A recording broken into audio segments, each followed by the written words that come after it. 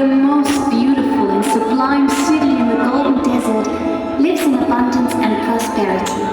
Green meadows, natural springs, and wells everywhere. Due to their luxurious living conditions, the people of Oasis turn to exaltation and audacity.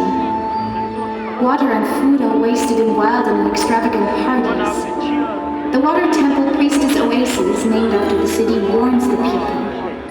She refers to a fatal prophecy, predicting that wells will run dry and green meadows will vanish due to droughts if the citizens of Oasis don't abide by the rules of nature. До тебе, Дима,